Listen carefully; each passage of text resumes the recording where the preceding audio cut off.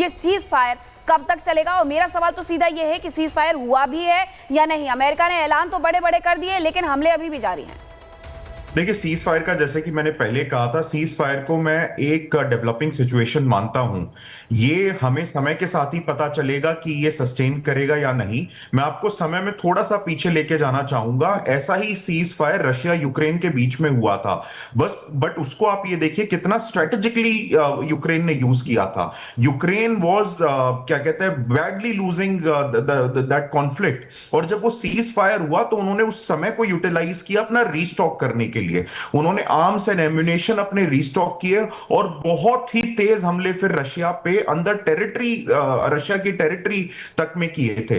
अब आप ये देखिए कि हो सकता है कि ये सीज फायर को वैसे ही, चाहे ईरान कह लीजिए, चाहे आप यूएस को कह लीजिए, चाहे इजराइल को कह लीजिए, ये कंट्रीज इसको रीस्टॉक करने के लिए भी सीज फायर को यूज कर सकती है। और अभी हमने पूरी डिसेप्टिव जो डिप्लोमेसी है वो देखी ही है कि किस तरीके से ट्रंप कह रहे थे कि मैं 2 हफ्ते में फैसला लूंगा कि ईरान के साथ क्या करना है, और रातों रात उन पे हमला कर दिया जाता है। किस तरीके से उससे पहले। हर्ष जी, आप और मेजर तूर लगातार हमारे साथ जुड़े हैं, आपसे आगे भी बातचीत करेंगे, लेकिन सीज फायर, ट्रंप के दावे और ईरान की मिसाइलें आज भी इजराइल के कुछ हिस्सों में ईरानी मिसाइल तबाही मचा रही हैं। सवाल यह है कि क्या पीछे से कोई और ताकत ईरान को उकसा रही है? क्या मॉस्को में हुई मीटिंग ने जंग को नया मोड़ दे दिया है?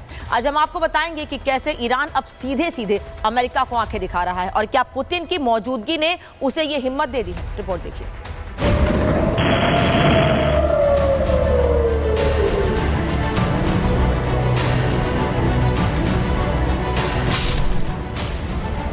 ईरानी मिसाइलों की गूंज, इजराइल के बीरशेबा में तबाही, आसमान से मौत बनकर बरसती ईरानी मिसाइलें नेतन्याहू के देश को तबाह कर रही हैं।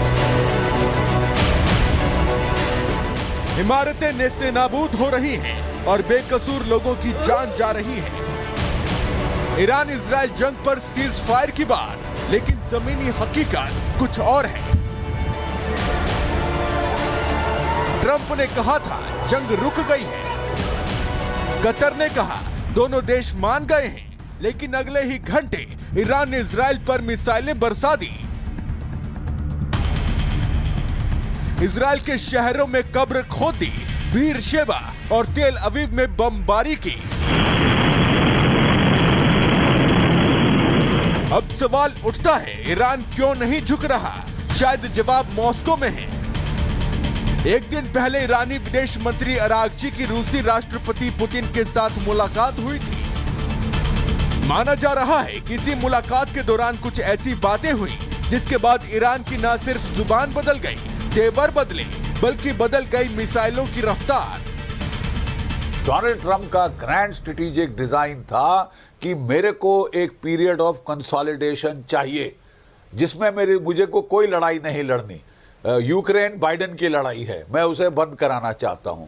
ठीक है, मिडिल ईस्ट में भी उन्होंने कहा था मैं बंद कराऊंगा शुरू में, फिर वो इजराइल के साथ चल के उन्होंने ये जो है स्ट्राइक ये कर दी है। इसके आगे वो नहीं जाना चाहते।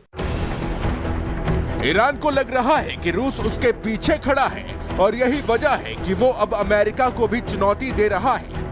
मॉस्को में हुई ये मुलाकात शायद ईरान के रणनीतिक मिजाज को बदलने वाली साबित हुई। रूस ने न सिर्फ समर्थन का वादा किया, बल्कि रणनीतिक निर्देश भी दिए। पहला, सीज फायर से दूरी। माना जा रहा है कि पुतिन ने ईरान को सलाह दी है कि वो ट्रंप पर भरोसा न करे। जंग से पीछे हटना ईरान की रणनीतिक गलती हो सकती है। दूसरा, लॉजिस्टिक मदद का वादा। रूस ने ईरान के हथियार भंडार की भरपाई में मदद का भरोसा दिया है। तीसरा, रणनीतिक साथ का आश्वासन। अगर अमेरिका इजराइल हमले बढ़ाते हैं तो संयुक्त राष्ट्र में ईरान के खिलाफ प्रस्ताव पर रूस वीटो करेगा। बैकडोर मोर्चा खोलने की योजना। सीरिया और हिजबुल्लाह के जरिए गोलन हाइट से इजराइल पर दबाव डालो। व्हाइट हाउस की सीज फायर स्क्रिप्ट में कतर को मध्यस्थ बनाकर शांति की कहानी लिखी गई थी, लेकिन ईरान ने इस स्क्रिप्ट को ही फाड़ डाला, शायद इसलिए क्योंकि सीज फायर की कॉपी को पुतिन ने रेड पेन से काट दिया था। और ये कहना कि उनको एक बड़ा बल मिला है जरूर सही है कि अभी भी जो रशिया है वो एक पिलर की तरह उनके साथ खड़ा है। हाँ, भले ही आपने देखा इसके पहले जो सीरिया में हुआ था, जहाँ पर रशिया के खुद के नेवल बेस थे, एयर बेस थे, और बल असद की सरकार थी, और IRGC पूरा एक्टिव, हाँ भी वहीं से, वहीं लेबनान से आए, मगर उनको वहाँ से छोड़कर निकलना पड़ा, और इंक्लूडिंग रशिया वहाँ से निकल चुका है। मिडिल ईस्ट की आग अब सिर्फ इजराइल ईरान तक सीमित नहीं, बल्कि इसकी आंच वॉशिंगटन और मॉस्को तक पहुंच चुकी है। ट्रंप की डिप्लोमेसी हार रही है और पुतिन की स्ट्रेटेजी जीत रही है। अब जंग रुकेगी नहीं, बल्कि वो अगले मोर्चे तक बढ़ेगी। Bureau report, Republic Bharat. Major तूर, आपका मैं रिएक्शन चाहूंगी कि आखिरकार अब आगे आने वाले दिनों में क्या कुछ होने वाला है। उसके बाद हर्ष दहिया जी से भी बातचीत करेंगे। देखें, इनडायरेक्टली यूएसए बिल्कुल मदद करेगा, और रात का फायदा उठा के इनके जो जंगी बेड़े हैं और सबमरीन्स हैं उससे मिसाइलें दागी जाएंगी ईरान के ऊपर। देखें, ये एक मौका दिया गया था, और जहां तक इजरायली इंटेलिजेंस का सवाल है, 6:59 तक जब ये बातचीत चल रही थी, तो तब जाके सीज फायर की बात की है, और वहां पे लोग बोल रहे थे कि अभी भी समय है, इससे पहले कि फॉर्मल डिक्लेरेशन हो सीज फायर की, उन्हें आखिरी एक वार करना चाहिए इजराइल के ऊपर। और वो उन्होंने बीर शिवा के ऊपर किया, उन्होंने नेगेव शहर के ऊपर किया, और इसके परिणाम बहुत ही घातक निकले, बहुत ही ज्यादा जान माल का नुकसान हुआ है। और मुझे नहीं लगता कि अब इजराइल पीछे हटेगा, और सीज फायर के मुझे अब कोई अंदेशा नहीं लग रहा कि सीज फायर पे कोई अमल होने वाला है। ठीक है, मेजर तूर, आपका भी और हर्ष जी आपका भी बहुत बहुत धन्यवाद जुड़ने के लिए, और इस पूरी मामले पर, इजराइल ईरान की वर्तमान स्थिति पर बातचीत के लिए बहुत बहुत धन्यवाद। आगे बढ़ते हैं और एक रिपोर्ट मीनाक्षी आपको दिखाएंगे। तो आपको बताते हैं कि आखिरकार आगे क्या होने वाला है। ईरान पर इजराइल के द्वारा मिसाइलें तब बरसाई गई जब ईरान ने इसकी शुरुआत की थी।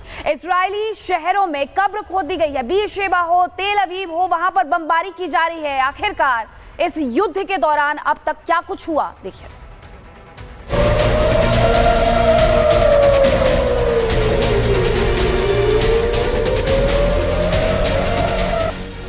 ईरान और इजराइल के बीच सीज फायर को लेकर डोनाल्ड ट्रंप ने जो बयान दिया है, क्या इस बार फिर वो जल्दबाजी कर गए?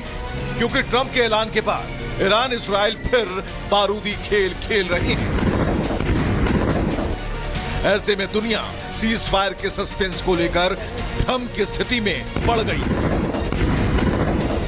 इजराइल पर ईरान ये हमले तब कर रहा है जब अमेरिकी राष्ट्रपति डोनाल्ड ट्रंप ने दोनों देशों के बीच सीज फायर का ऐलान कर दिया। लेकिन अब दुनिया मिडिल ईस्ट में ट्रंप के ऐलानिया सीज फायर को लेकर सस्पेंस में है।